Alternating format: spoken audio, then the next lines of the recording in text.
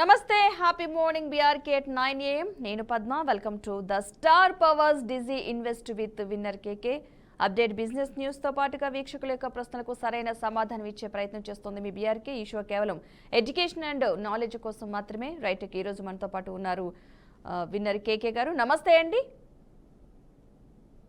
శుభోదయం to all BRK news వీక్షకులకందరికీ నమస్తే అండి. ఇక ఈ రోజు ఏషియన్ మార్కెట్ మూవ్మెంట్ ఎలా ఉంది, అదేవిధంగా ఇంటర్నేషనల్ మార్కెట్ మూవ్మెంట్ ప్రభావం మన భారత మార్కెట్ పై ఎలా ఉండబోతుంది? మనకు ఒక ఈరోజు ఒక పాజిటివ్ సిగ్నల్ అయితే రావడం జరిగిందండి. ఏంటంటే ట్రంప్ ఇప్పుడు మిత్ర దేశాలపై సుంకాలు తగ్గించకుండా సౌత్ కొరియాపై జపాన్పై వేటు వేసినట్టు మనకు ఇన్ఫర్మేషన్ ఉంది. సో ఈ రకంగా చూసుకుంటున్నప్పుడు మనము ప్రధాని గారు మామూలుగా ఇప్పుడు బ్రెజిల్, కాంగో ఏ దేశాలు అయితే 5 దేశాలు పర్యటిస్తూ ఈ యొక్క అగ్రిమెంట్స్ కానీ మెమోరాండమ్ ఆఫ్ అండర్స్టాండింగ్ కానీ చేసుకుంటున్నారో అవన్నీ కూడా కొంత పాజిటివ్గా ఉన్నాయి. అందుకే ఈరోజు ఓపెనింగ్ అయితే మాత్రం కొంత పాజిటివ్గా ఉండొచ్చు, కానీ స్తబ్దత అనేది ఒకటి నెలకొని ఉందండి.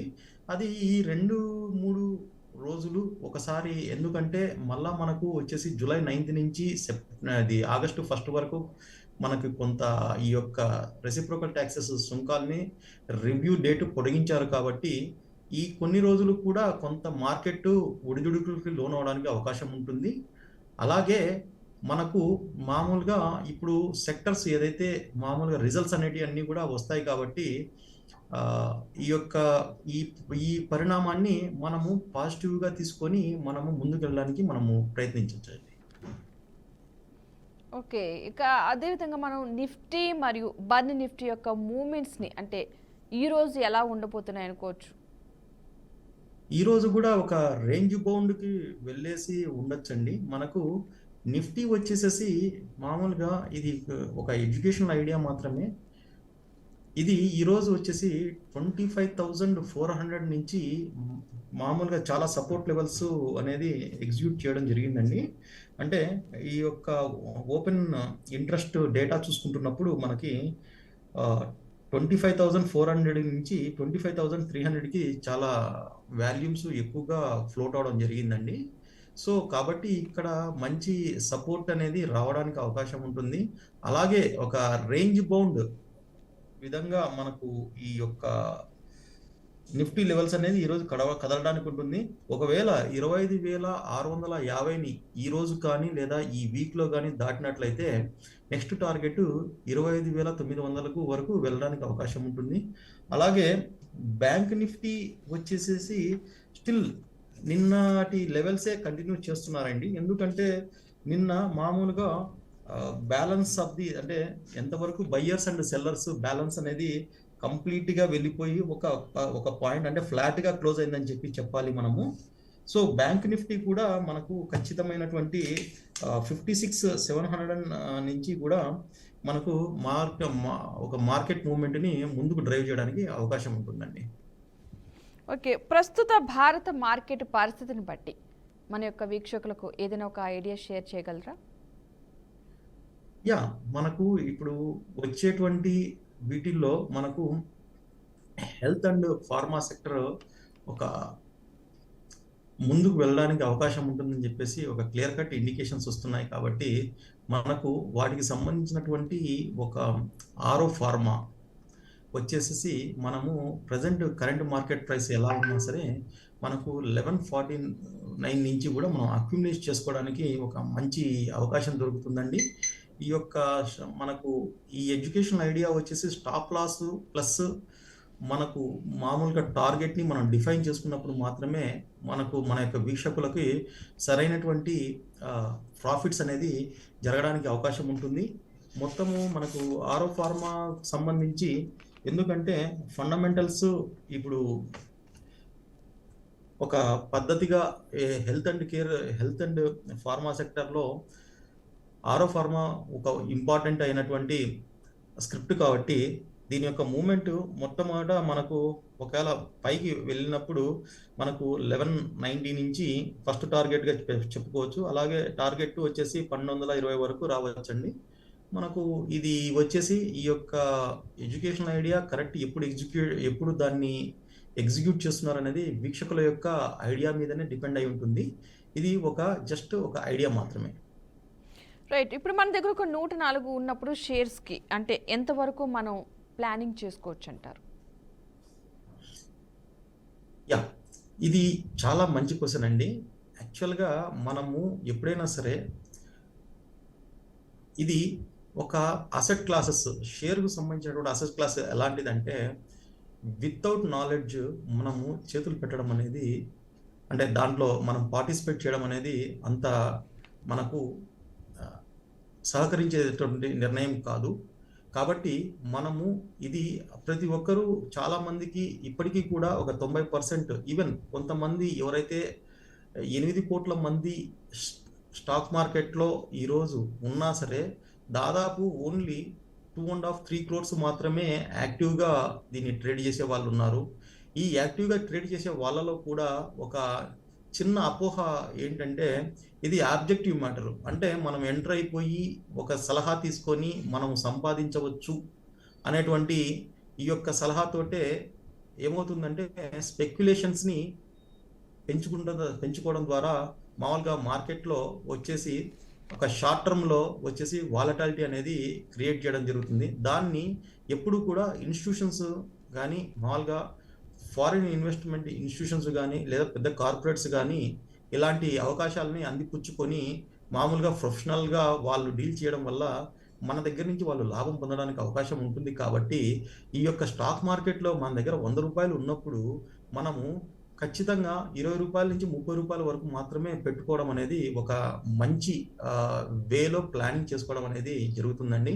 అలాగే ఈ యొక్క మిగిలినటువంటి అసెట్ క్లాస్‌లో అంటే ఈ యొక్క మిగతా రూ. 80ని మనము మ్యూచువల్ ఫండ్స్‌లో ఒక రూ. 50 వరకు పెట్టుకోవచ్చు. మిగతా అదర్ అసెట్ క్లాసెస్ బంగారులో కానీ లేదా అదర్ అసెట్ క్లాసెస్‌లో పెట్టుకున్నప్పుడు మీరు ఒక సేఫ్ అండ్ సెక్యూర్డ్‌గా ఒక మామూలుగా నిఫ్టీ కంటే కూడా ఒక 2-3% ముందుకు వెళ్ళడానికి అవకాశం ఉంటుంది. ఇది కూడా మనకు సబ్జెక్ట్ టు కంప్లీట్‌గా దీని మీద ఏ అసెట్ క్లాస్ మీదైనా సరే మీరు సరైనటువంటి అవగాహన పెట్టుకొని మాత్రమే మార్కెట్‌లో పార్టిసిపేట్ చేయమని చెప్పేసి నేను తెలుపుతున్నాను. ఓకే. నిఫ్టీ మిడ్ క్యాప్ కావచ్చు, లార్జ్, స్మాల్ క్యాప్ కావచ్చు. వీటికి సంబంధించి ఎలాంటి డెసిషన్ తీసుకోవచ్చు? ఎలా ఉన్నాయి ప్రెజెంట్ ఈ సెగ్మెంట్స్? జస్ట్ ఒకసారి నేను ఈ లెవెల్స్ అన్నీ కూడా మనము గమనించినప్పుడు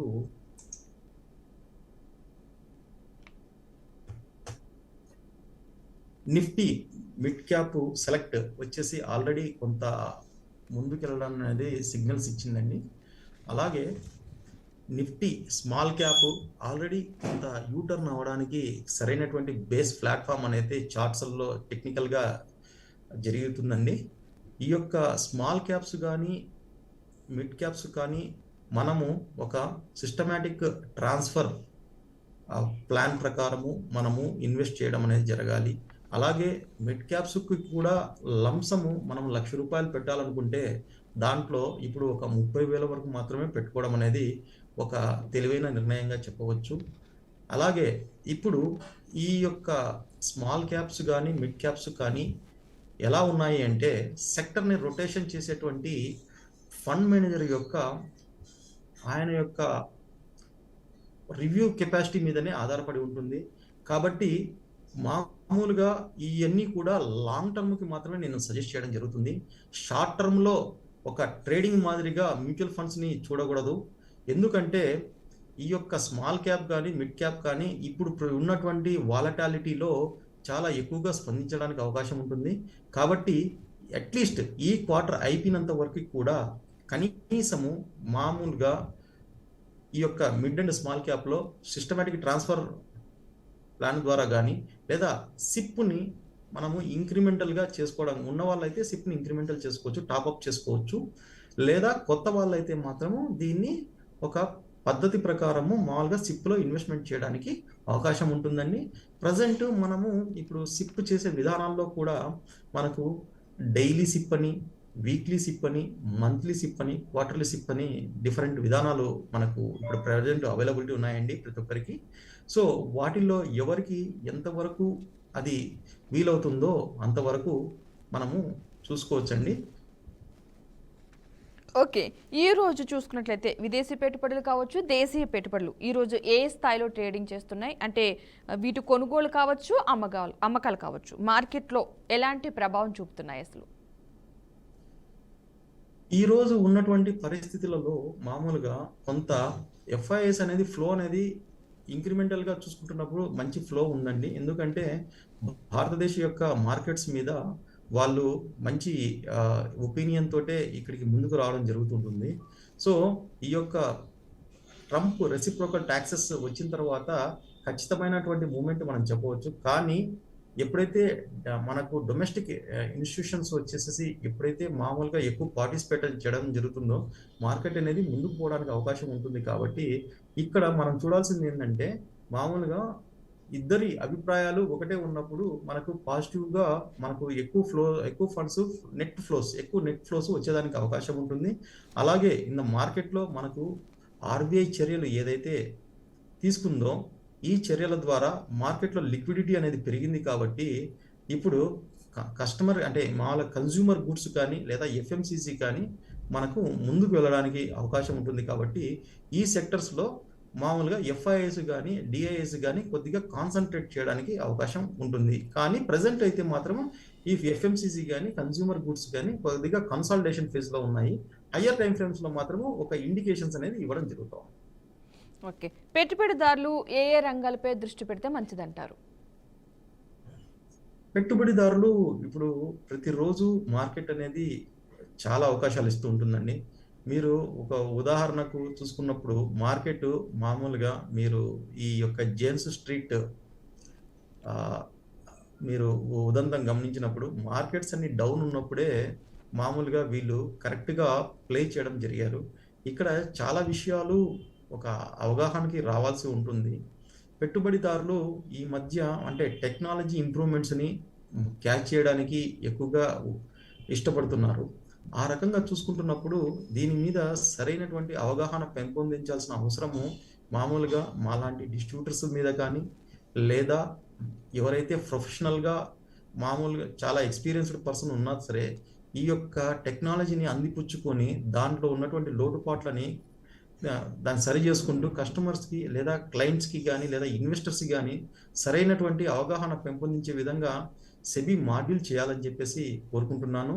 అలాగే రెండవది ఇప్పుడు పెట్టుబడిదారులు ఇప్పుడున్నటువంటి పరిస్థితులలో ఒక మామూలుగా మేజర్ మార్కెట్ మూవ్‌మెంట్స్ తెలిసినప్పటికీ మ్యాక్రో లెవెల్ నుంచి మైక్రో లెవెల్‌లో ఎప్పుడైతే అనాలిసిస్ అనేది చేసుకున్న తర్వాత మాత్రమే ముందుకెళ్ళడానికి ఇష్టపడుతున్నారండి.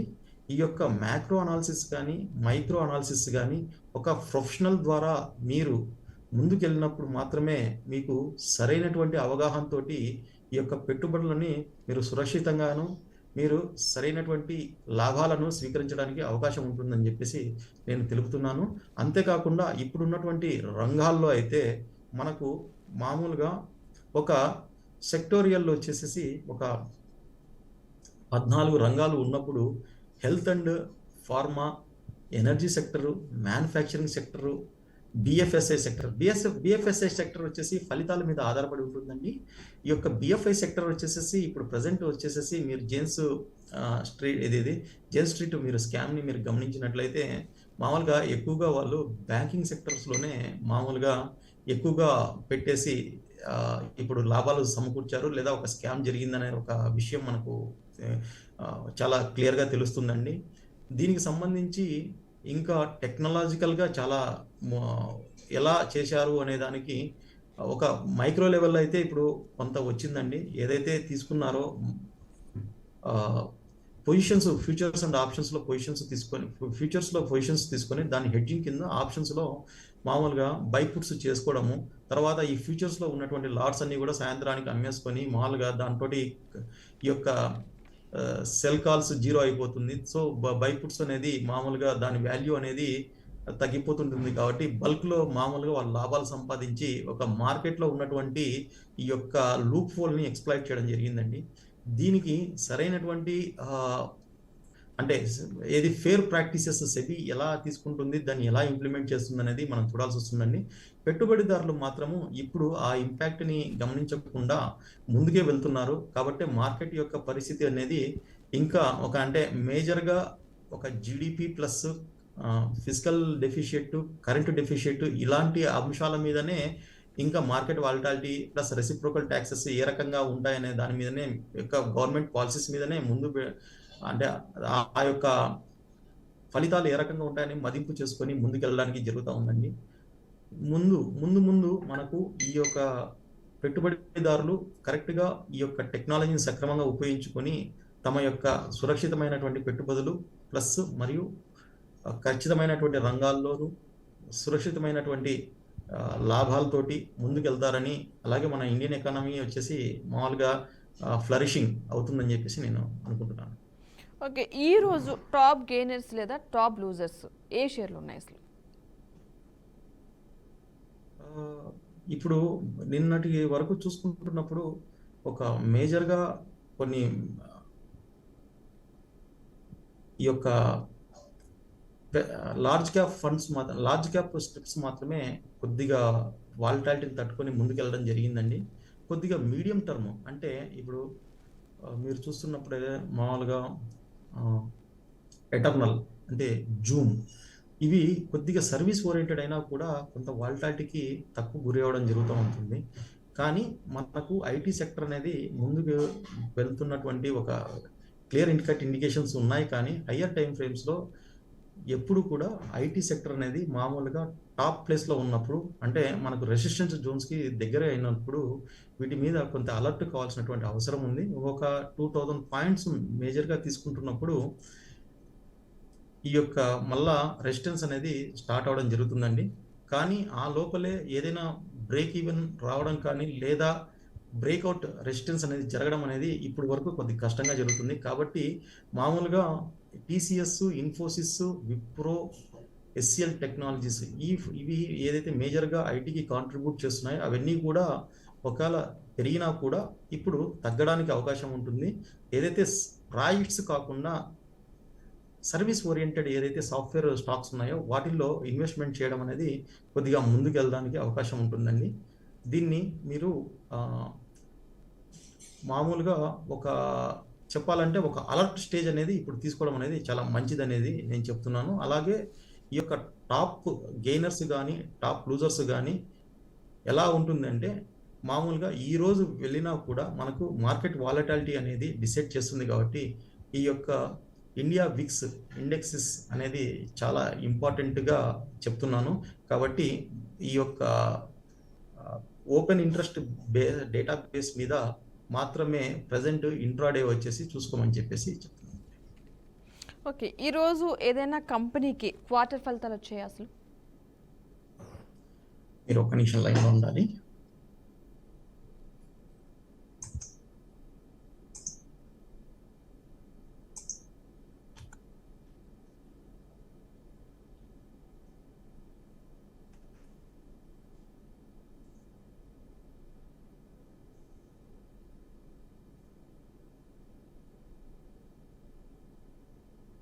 ఈరోజు ప్రెజెంట్ వచ్చేసి ఏమీ లేవండి. మామూలుగా మేజర్‌గా ఉన్నటువంటి ఏమీ లేవు. 10వ తేదీ వచ్చి టాటా కన్సల్టెన్సీ సర్వీసెస్ ఉందండి.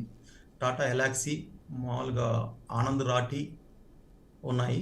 14వ తేదీ వచ్చేసేసి HCL technologies, ICIC prudential life insurance company ఉందండి.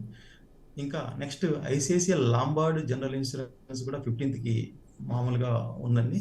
సో హెచ్‌డిఎఫ్‌సి లైఫ్, టెక్ఎమ్, మామూలుగా L and T, Angel one, HDFC management services ఇవన్నీ కూడా 16, 17 తేదీలలో ఒక అంచనాకు రావడానికి ఉంటుందండి. ఎల్‌టిఐఎం అయితే 17వ తేదీకి మామూలుగా తన యొక్క క్వార్టర్ రిజల్ట్స్‌ని డిక్లేర్ చేయడానికి అవకాశం ఉంటుందండి.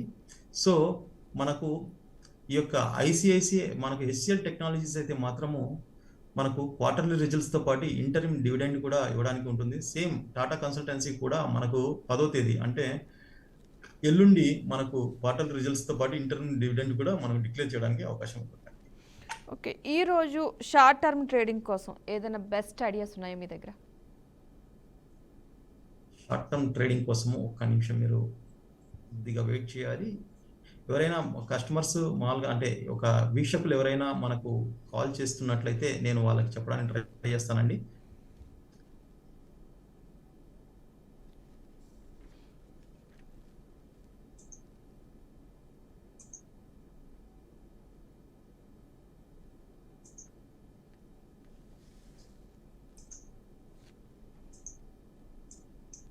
ఈ రోజు ఉన్నటువంటి కొద్దిగా ఎడ్యుకేషన్ ఐడియా వచ్చేసేసి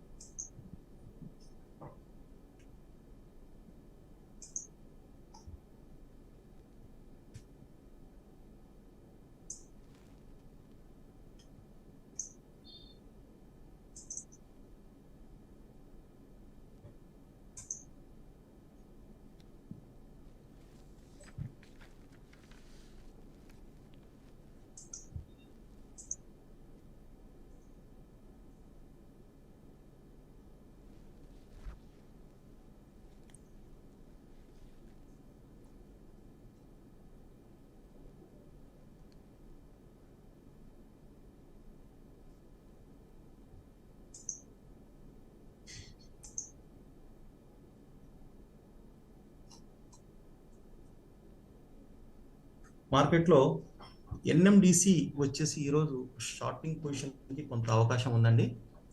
ఈ యొక్క ఎన్ఎండిసి వచ్చేసేసి మనకు 74 రూపీస్ వద్ద 73 నుంచి 74 రూపీస్ వద్ద కొంత రెసిస్టెన్స్ అనేది జరగడం జరుగుతుందండి. దాన్ని బేస్ చేసుకొని మామూలుగా ఇంట్రాడేలో మామూలుగా నేకెడ్ కాల్స్ నేను సజెస్ట్ చేయట్లేదండి. ఆప్షన్స్లో మాత్రము మామూలుగా మనము స్టాక్స్లో మాత్రము మనము ఖచ్చితంగా ఇది తక్కువ క్వాంటిటీ తోటి షార్ట్ పొజిషన్స్లో మనము ఎంటర్ ఆన్ చేయవచ్చు. దీనికి సరైనటువంటి వాలటాలిటీ వచ్చేసి ప్రతిరోజు మామూలుగా 1.64 ఉండడం వల్ల మనకు ఇది ఈ యొక్క ట్రేడ్ ఎగ్జిక్యూషన్ అనేది మామూలుగా 9:32 అంటే 9:45 లోపల కానీ లేదంటే సాయంత్రం 3 to 3:30 లోపల కానీ ఉండడానికి అవకాశం ఉంటుంది. Okay, right. థ్యాంక్ యూ అండి కేకే గారు. మంచి ఇన్ఫర్మేషను, సలహాలు, సూచనలు ఇచ్చినందుకు ధన్యవాదాలండి. సో చూస్తారు కదండి, ఇక ఇది నాటి star powers digi invest with winner K కార్యక్రమం. రేపటి కార్యక్రమంలో మళ్ళీ కలుద్దాం. Keep watching BRK news Telugu సత్తా.